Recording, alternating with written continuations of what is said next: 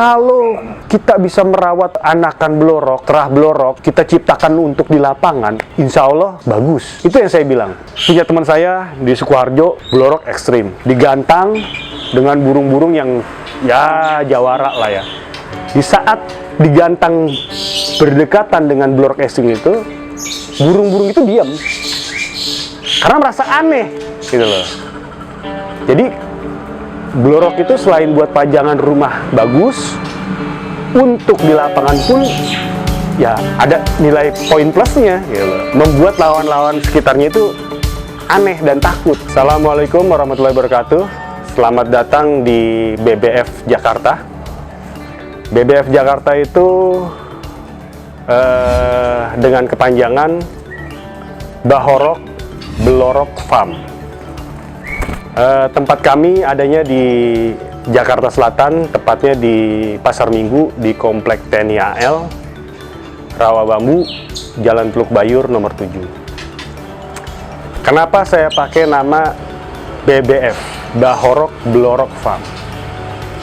Awal mulanya dulu kurang lebih saya beternak udah sekitar 8 tahun. 8 tahun itu saya beternak, setelah itu saya beternak terah-terah juara-juara lapangan biasa lah ya, sekelas laber, lapres. Nah, dengan seiringnya waktu, berjalannya waktu, persaingan makin ketat. 5 tahun yang lalu, saya melihat peluang yang lebih bagus lagi. 5 tahun yang lalu, akhirnya saya rubah materi saya semua, saya ganti dengan betina-betina belorok.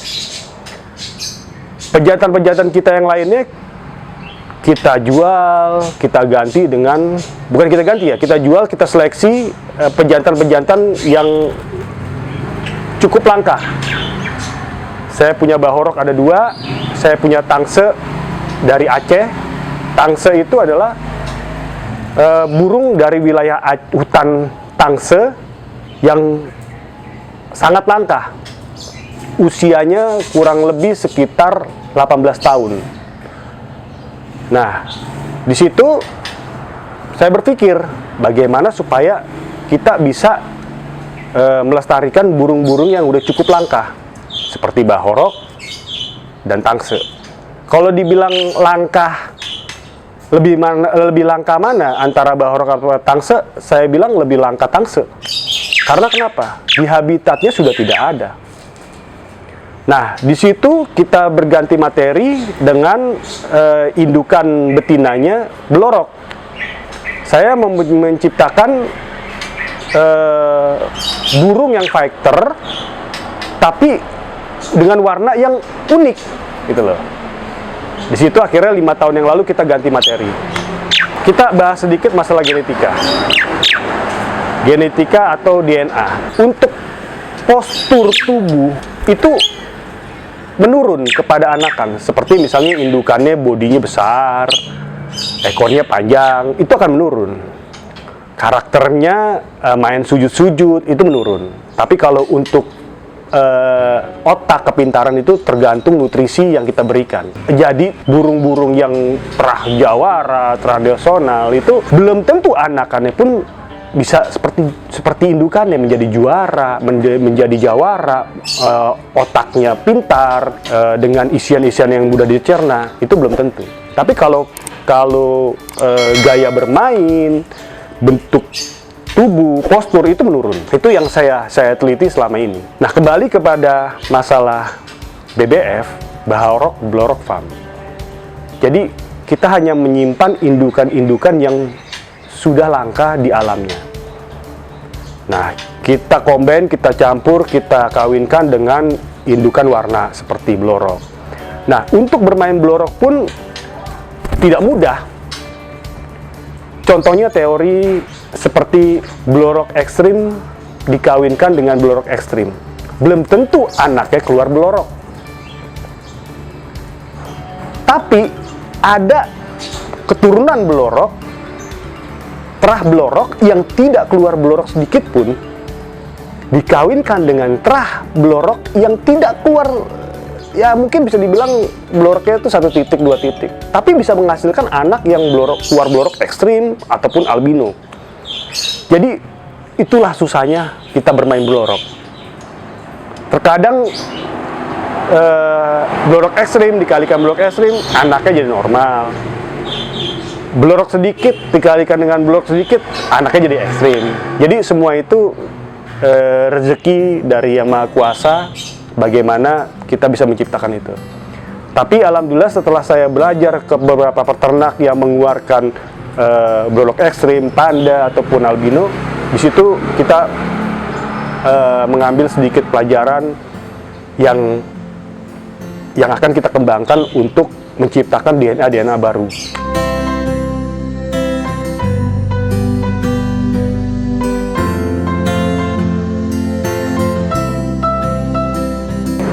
Kenapa saya memilih blorok digabungkan, dikawinkan, dikombin dengan burung-burung yang cukup langka? 5 tahun yang lalu, setelah saya lihat, saya prediksikan persaingan penangkar makin banyak, ribuan penangkar di Indonesia ini. Di situ saya berpikir 3 tahun sampai 5 tahun ke depan ini blorok ini bakal booming. Nah, 5 tahun yang lalu itulah saya mengganti indukan saya, betina-betinanya itu saya ganti dengan betina-betina blorok. Di situ saya termotivasi, feeling saya 3 sampai 5 tahun lagi blorok ini bakal naik. Nah, 5 tahun yang lalu kita gantilah indukan-indukan kita. Blorok itu buat pajangan bagus, buat di lapangan bagus. Kenapa saya bilang bagus? Kita di lapangan, contoh teman saya di daerah Sukoharjo, beliau punya blorok ekstrim, itu di gantangan, burung-burung lain kalau ngelihat burung dia diam semua, karena merasa aneh. Kok nih burung putih-putih gimana gitu. Disitulah, makanya saya bilang blorok ini bisa diciptakan untuk pemain-pemain lapangan, buat pajangan rumah juga enak dilihatnya, gitu loh. Nah, disitulah saya termotivasi. Akhirnya 5 tahun yang lalu kita rubah materi kita dengan indukan-indukan blorok.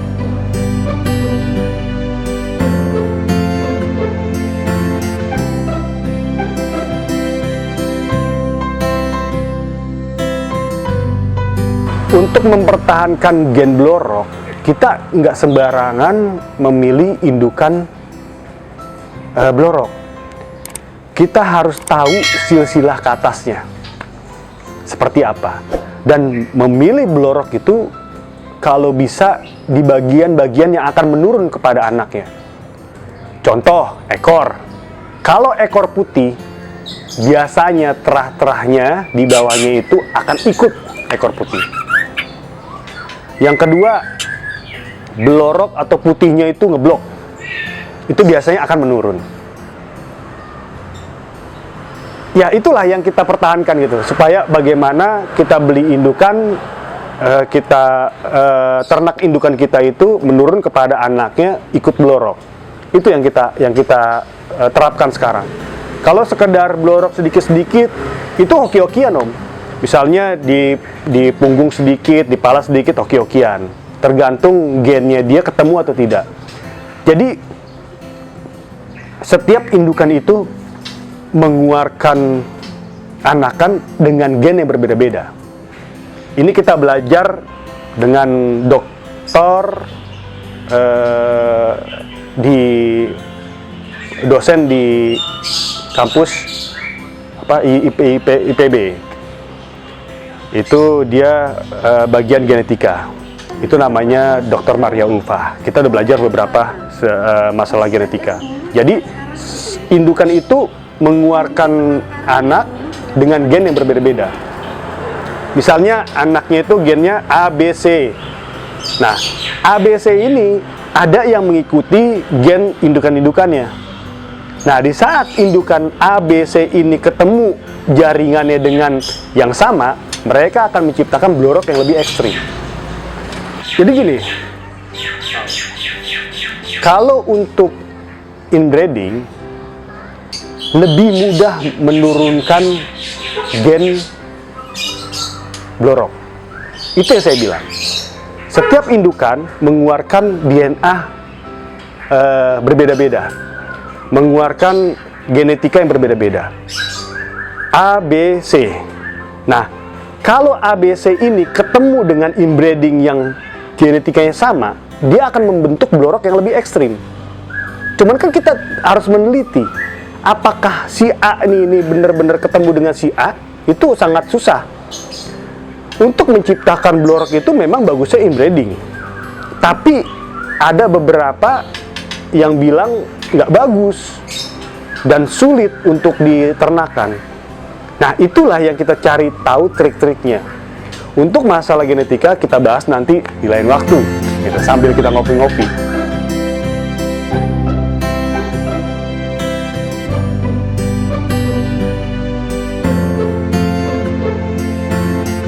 Permintaan pasar untuk blorok banyak. Cuman banyak orang yang tidak mengerti dengan range harga blorok. Terkadang disamakan gitu. Ya, di sini untuk masalah harga bebas-bebas saja peternak untuk menentukan harga. Cuman banyak orang yang tidak tahu gitu loh dengan harga-harga yang ada. Kenapa blorok itu mahal? Kenapa blorok itu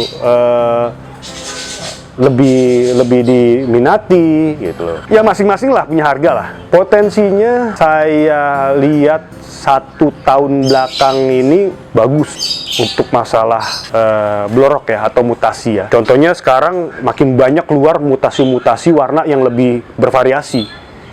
Ada blorok ekstrim, ada panda, ada cremino, ada albino, ada cremino campur albino, ada ekor hitam tapi badannya albino. Variasi warna makin lama makin berkembang. Cuman satu tahun terakhir ini penjualan blorok itu cukup menggiurkan. Jadi untuk masalah pasar, kalau saya bilang insya Allah tidak akan mati. Tapi memang banyak persaingan, makin lama makin banyak persaingan. Kenapa? Makin banyak keluar variasi-variasi warna, gitu loh.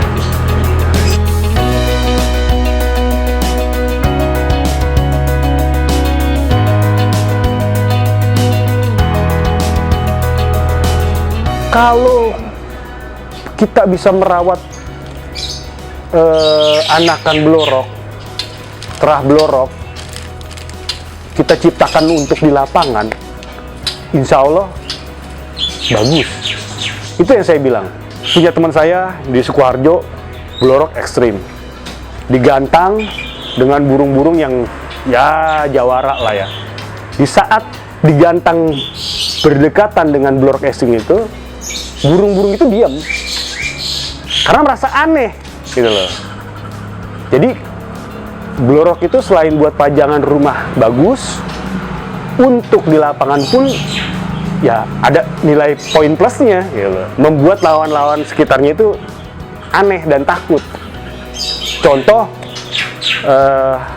ekor hitam. Rata-rata kan burung-burung biasa, murai-murai white tail dengan black tail, kalau udah bergandengan dengan black tail, agak sedikit aneh gitu ngeliat black tail. Nah, seperti itulah blorok.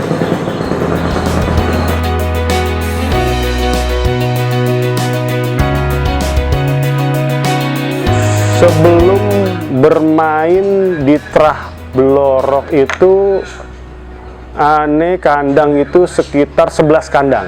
Nah, setelah berjalannya waktu, persaingan makin ketat, akhirnya kita buat kandang dengan kandang bahan hebel dengan tembok. Kita jadikan 5 kandang. Dari 11 itu kita pilah-pilah, kita pilih-pilih indukan-indukan terbaik. Indukan-indukan terbaik kita ada di Tangse, ada di Bahorok, Udah, cuma 2 itu aja. Kita main.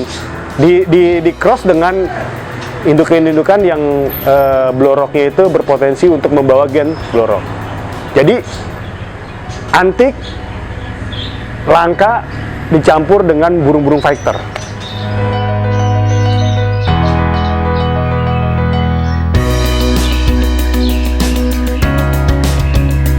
Untuk masalah pemasteran, di tempat di BBF ini kita ada kandang pemasteran. Di dalam ini ada beberapa pemasteran burung seperti lovebird, parkit, kenari ada di sana, ada jalak. Jadi sampai dengan lepas throttle baru keluar dari sini.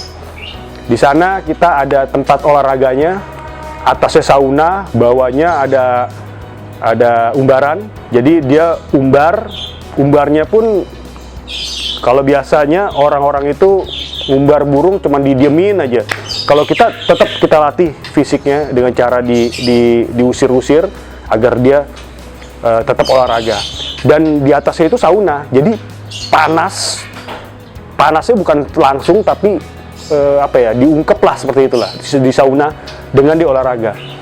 Jadi fisiknya lebih kuat. Untuk pemasteran sini dia ada terapi airnya, kocokannya. Kebetulan lagi hujan ini kita nggak ada yang kita masterkan di sini. Selebihnya untuk masalah vitamin ya kita harus menggunakan vitamin-vitamin yang baik untuk trotolan, pembentukan otaknya. Biar bagaimanapun vitamin itu sangat berperan untuk trotolan yang berkualitas. Karena kenapa? Percuma terah bagus kalau vitaminnya tidak mendukung. Harapan saya sebagai penangkar, dan saya juga mewakili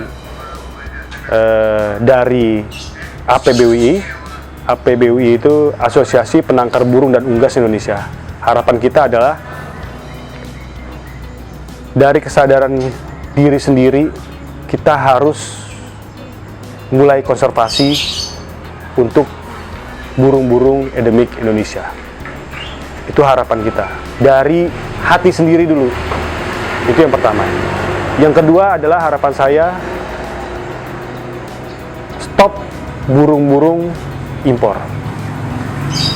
Cuma itu aja harapan saya. Sayangilah makhluk hidup sehingga dia pun akan sayang kepada kita. Contoh, kita menyayangi binatang sebagaimana nabi-nabi kita menyuruh kita sebagai manusia menyayangi sesama makhluk hidup. Pesan-pesan dari saya cukup seperti itu. Terima kasih. Assalamualaikum warahmatullahi wabarakatuh. Oke. Ini yang namanya Rocky nih. Oke.